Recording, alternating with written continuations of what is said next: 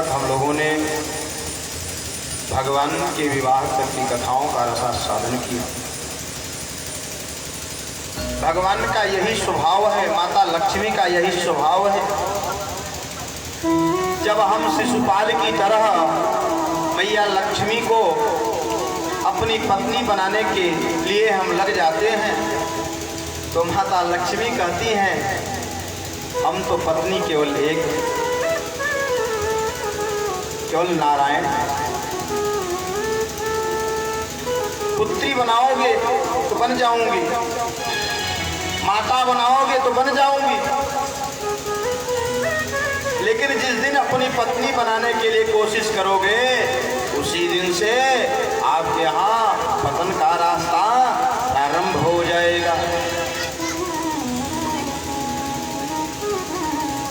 भगवान रुक्मिणी का हरण किए, बड़े धूमधाम से द्वारिका नगरी में विवाह रचाए। प्रेम से बोले रुक्मिणी मैया की जय हो, श्री कृष्णचंद्र भगवान की जय हो। सुखदेव भगवान कहते हैं राजन, कामस्तु वासुदेवांशो दग्धः प्रागरुद्रमन्युना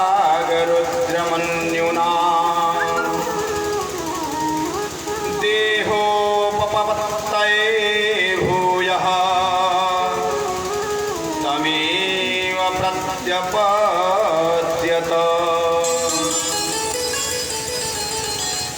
राजन,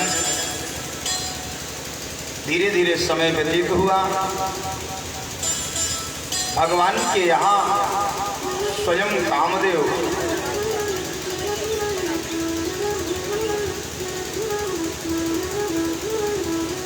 मैया रुक्मिणी के गर्भ से पुत्र के रूप में जन्म लिया। प्रेम से बोले प्रद्युम्न महाराज की जय हो। जैसे भगवान के जन्म में आपत्ति विपत्ति आई, वैसे भगवान के पुत्र के जन्म में भी वही हुआ। आज छठा दिन प्रद्युम्न का जन्म का दिन है, और छठे दिन संबरासुर नाम का जो राक्षस था वह प्रद्युम्न का हरण कर लिया और हरण करके समुद्र में फेंक दिया।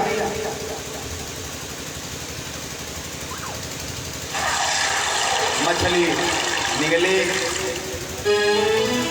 मछुआरा उस मछली को प्राप्त किया। संबरासुर के यहाँ जो भोजन बनाने वाले थे उन्हीं के हाथ में वह मछली लगी, और मछली को जब चीरा फाड़ा गया तो प्रद्युम्न भगवान का वहाँ पे प्रादुर्भाव हुआ।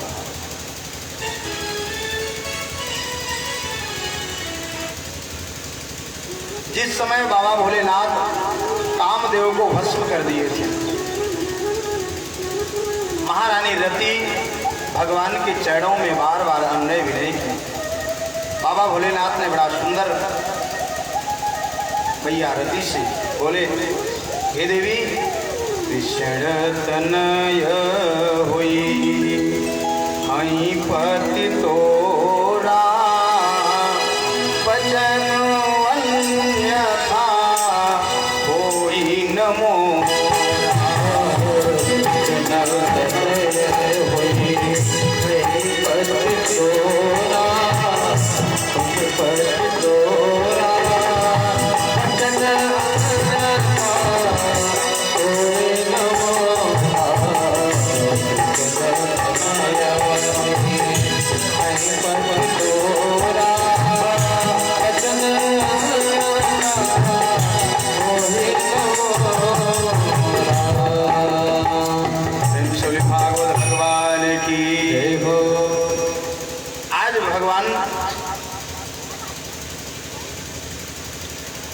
की वाणी को सत्य करने के लिए कामदेव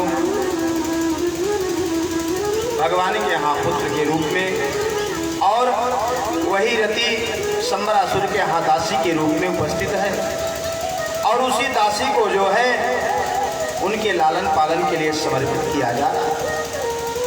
धीरे धीरे प्रद्युम्न महाराज जब बड़े होते गए तो लालन पालन पुत्र की तरह कर रही है, लेकिन जैसे एक पत्नी एक पति को दृष्टि डालकर देखती है, उसी प्रकार से वह देवी प्रद्युम्न भगवान को देख करके प्रफुल्लित हो रही। सुखदेव भगवान कहते हैं, राजन नाति दीर्घेण कालेन सकार्ष्णेरोदयौवनः। जब वह एक पलक दृष्टि लगा करके प्रद्युम्न भगवान को देखती है तो प्रद्युम्न महाराज ने कहा, मैया देवी क्या कारण है, तुम मुझे एक पलक दृष्टि से सदैव देखती रहती हो। उसे पूर्व जन्म का सब वृत्तांत याद था और वह प्रद्युम्न महाराज से कह सुनाए। जब प्रद्युम्न महाराज ने इस बात को जाना, सुखदेव भगवान कहते हैं, राजन भवान नारायण सुतः संवरेणाहितो गृहात् अहं ते अधिकृता पत्नी रतिः कामो भवान् प्रभो। प्रद्युम्न महाराज शंबरासुर को ललकारते हैं और घनघोर युद्ध होता है, उसका भी संहार करते हैं और रति को साथ में लेकर के द्वारिका नगरी चले आते हैं। प्रेम श्री द्वारिकाधीश भगवान की। अब 6 दिन के जब थे तभी से उनका हरण हो गया था। अब वो अपना परिचय दे रहे हैं कि हम आपके पुत्र हैं। भगवान इस बात को जान रहे हैं, लेकिन मर्यादा है। 6 दिन का पुत्र जब हुआ तभी से हमारे पास नहीं है, और जब आया तो एक बहू लेकर आया, एक पत्नी बनाकर लाया। तो कौन ऐसा मर्यादित पुरुष होगा जो अपने पुत्र को घर में रहने के लिए आज्ञा दे? मर्यादा होती है। अब भगवान तो चाह रहे हैं कि बहू आई है रख लो, लेकिन स्वयं कैसे रखें? बलदाऊ भैया ने कहा, अरे पहचान का सरल तरीका है, जिसका जैसा बाप होता है उसका वैसा लड़का होता है। कहा बाप भी हरण करके विवाह किया था तो लड़का भी वही कार्य करेगा।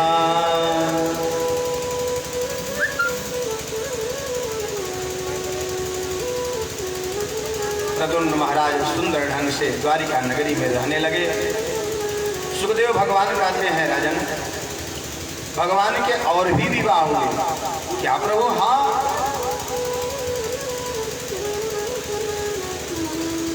एक बार की बात है,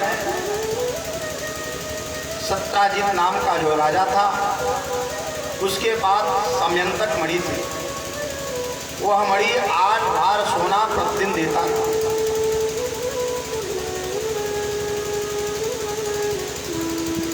सभी लोगों ने कहा, देखिए यह मणि आपको शोभा नहीं दे रहा, क्या द्वारिकाधीश को दे दो। लेकिन सत्राजित इस बात को स्वीकार नहीं किया। भगवान की ऐसी कृपा हुई, एक दिन उसका छोटा भाई प्रसेन उस मणि को धारण किया और शिकार करने चल पड़ा और सिंह के द्वारा वह मारा गया। कई दिन व्यतीत हो गया। इधर भगवान को मणि का चोरी लग गया।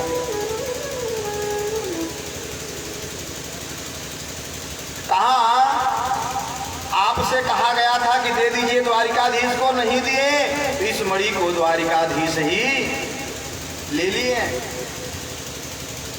अब भगवान को इस बात का पता चला, क्योंकि जो सत्राजित था अपने पत्नी से पहले बतलाया, और जब माताओं को कोई बात पता चल जाता है तो भोजन चाहे जितना पच जाए लेकिन बात नहीं पचता है। दो चार मीटिंग का भोजन सुंदर ढंग से माताएं पचा लेती हैं, लेकिन यदि कह दो कि भैया इस बात को किसी से बताना नहीं है, तब तो समझ लेना कर्णे कर्णे जपन जना, एक कर्ण से दूसरे कर्ण में, एक कर्ण से दूसरे कर्ण में धीरे धीरे यह बात भगवान तक पहुंच गई। अब भगवान सोचने लगे कि मुझे मणि का कलंक लग गया, यदि इस कलंक को मिटाया नहीं तो फिर द्वारिकाधीश कहलाने का अधिकारी भी नहीं। भगवान कलंक को मिटाने के लिए निकल पड़े। खोजते खोजते जहां सत्राजित का छोटा भाई प्रसेनजीत जो है मरा पड़ा हुआ था, वहां पहुंचे। अब उनको आधार मिल गया, उसी आधार से जो है भगवान की ऐसी कृपा हुई कि जामवंत महाराज जी जहां निवास कर रहे थे वहां पहुंचे। और जब वहां पहुंचे तो देखते क्या है, एक कन्या जो है उसी मणि से खेल रही थी। और भगवान को जब ही वह कन्या देखी चौंक गई और इतना किलकारी लगाई कि जामवंत महाराज जी गुफा में थे और बाहर आए और भगवान को एक मुका जड़ दिया। अब भगवान का और जामवंत महाराज जी का युद्ध चलने लगा। 27 दिन तक अनवरत युद्ध चला, एक दूसरे को कोई पराजित नहीं कर पाया। 27 दिन तक युद्ध चला और कोई एक दूसरे को पराजित नहीं कर पाया। भगवान समझ गए अब 28वां दिन होने वाला है।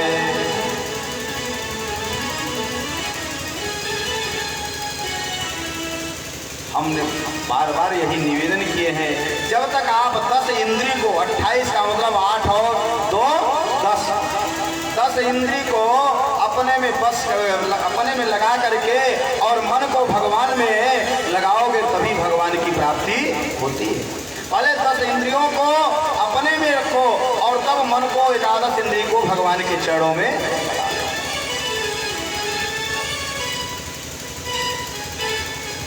आज 28वां दिन हुआ जब भगवान ने जामवंत जी को ऐसा झटका दिया कि सारी नसीब तर करके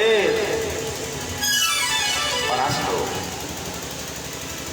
जामवंत जी को याद आ गया कि भगवान त्रेता में हमसे वचनबद्ध हुए थे कि आपसे द्वापर में जो मनोकामना है वह अवश्य पूर्ण करूंगा। क्योंकि जामवंत जैसा बलशाली त्रेता में कोई मिला नहीं था। भगवान ने कहा घबराओ मत, जिन जिन लोगों की त्रेता में मनोकामना पूर्ण नहीं हो रही है उन लोगों की मनोकामना द्वापर में अवश्य पूर्ण करेंगे। अब जामवंत भगवान का सुंदर पूजन किया, कहा प्रभु आदेशित करिए। भगवान ने कहा देखो मुझे लगा है कलंक और इस मणि का कलंक लगा है, यही मणि मुझे दे दो। जामवंत कहता है प्रभु आप ही तो कहते हैं जो वस्तु कन्या को दे दिया जाए वह वस्तु किसी पुरुष को लेने का अधिकार नहीं है। ध्यान से सुनिएगा, आजकल भैया लोग कहते हैं देखिए पुत्री अपना है, अरे क्या करें ना, पुत्र नहीं है तो पुत्री के यहाँ ही भोजन पानी कर लो, कोई दिक्कत नहीं। पुत्री के यहाँ अन्न जल ग्रहण करना उचित नहीं है। अभी जामवंत महाराज जी अपनी कन्या का विवाह नहीं किए हैं और कन्या को मणि दे दिए और कह रहे हैं कि प्रभु आपका ही तो नियम है, आप ही तो शास्त्र में बतलाए हैं कि जो वस्तु कन्या को दी जाती है फिर वह लेने का अधिकार नहीं होगा, और आप कह रहे हैं कि यह मणि हमें दे दीजिए। भगवान समझ गए कि हम मणि लेना है तो कन्या को भी स्वीकार करना पड़ेगा। जामवंत महाराज जी ने कहा प्रभु एक ही सहारा है, एक ही आधार है, इस कन्या के हाथ को स्वीकार कर लीजिए और दहेज में मणि ले लीजिए। भगवान कहे जैसा ही हो तैसा, हमें कलंक मिटाना ही है। जामवंत महाराज सुंदर ढंग से अपनी कन्या का, जामवती का हाथ भगवान के हाथों में अर्पण करते हैं। भगवान मणि के साथ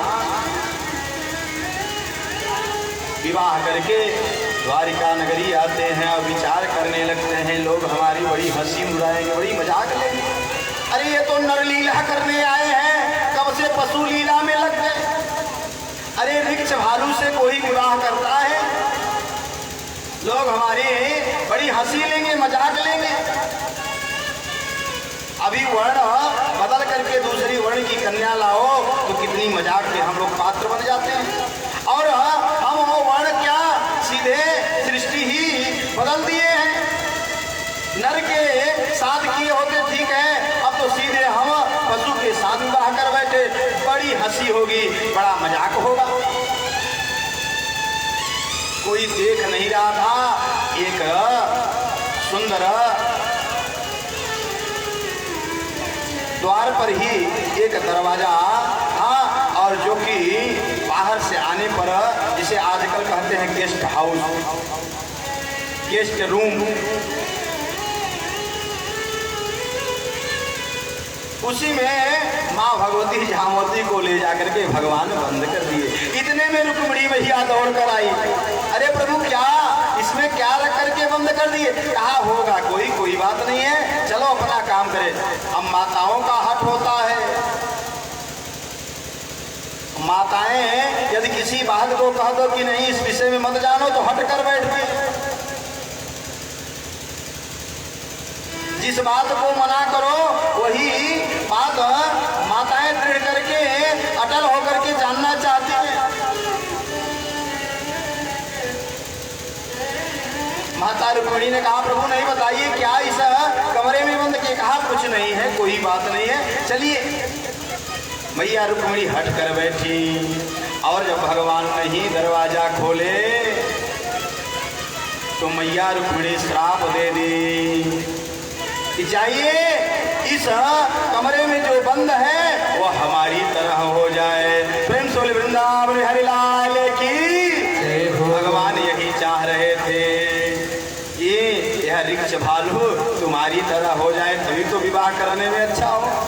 जो ही मैया इस बात को बोली, भगवान दरवाजा खोल दिए और मैया रुक्मिणी की ही तरह जामवती के साथ भगवान दूसरा विवाह संपन्न किए। प्रेम से बोले कृष्ण कन्हैया लाल की जय हो।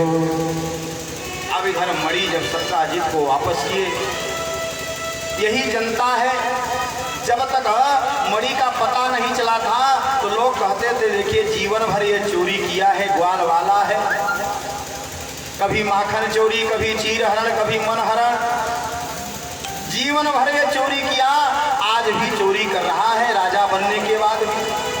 अब जब मणि ला करके सत्ताजीत को वापस कर दिए तब वही जनता क्या कह रही है, यही सत्ताजीत न सोचा न समझा, सीधे भगवान को कलंक लगा दिया।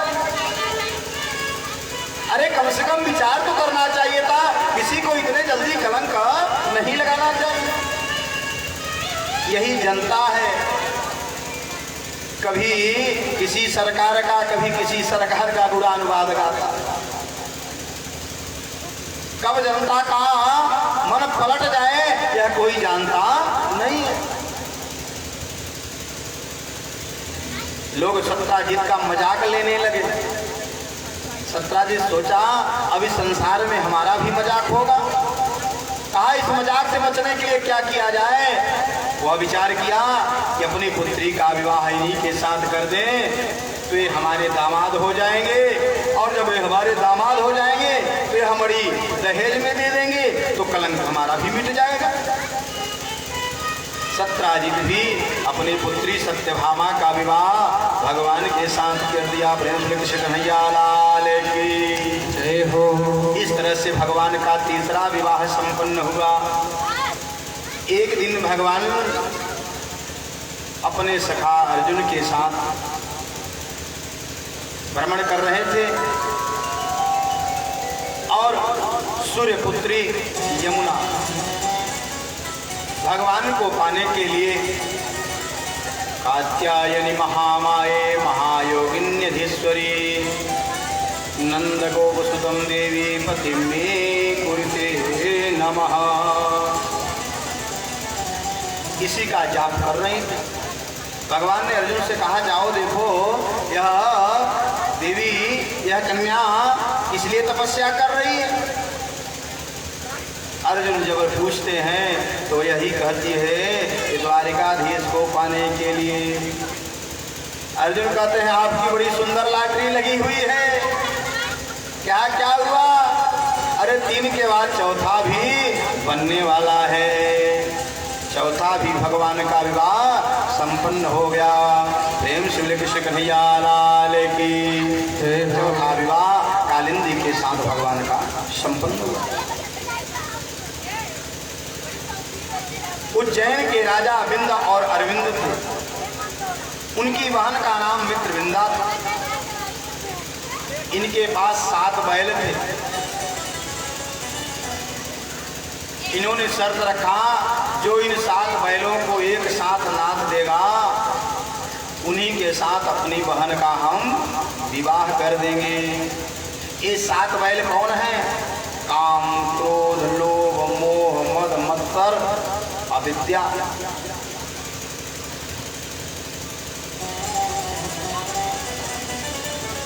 भगवान इन 7 बैलों को एक साथ नाथे और मित्रविंदा को भी स्वीकार किए। इस तरह से भगवान का 5वां विवाह संपन्न हुआ। कौशल, नरेश, नग्नजित जिनकी बेटी सत्या देवी थी उनका भी विवाह इन्हीं के साथ संपन्न हुआ।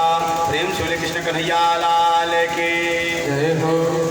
वसुदेव की छोटी बहन श्रुतकीर्ति थी जो कि भगवान की बुआ थी और वह बुआ भगवान को पुत्र के रूप में प्राप्त करना चाह रही थी। लेकिन अब पुत्र तो बन चुके हैं किसी, इसलिए श्रुतकीर्ति भी स्नेह के कारण अपनी बेटी भद्रा का विवाह भगवान के साथ संपन्न कर दी। इस तरह से भगवान का 7 विवाह संपन्न हुआ। 8वां विवाह मछली का भेदन करके लक्ष्मणा के साथ भगवान अपना 8वां विवाह संपन्न किए। इस तरह से भगवान का 8 विवाह संपन्न हुआ। भौमासुर के राज्य में पहुंच गए। भौमासुर का जो द्वार रक्षक था वह मुर नाम का राक्षस था। भगवान ने उसका भी संहरण करके मुरारी नाम से प्रसिद्ध हो गए। प्रेम से बोले मुरारी भगवान की। वह भौमासुर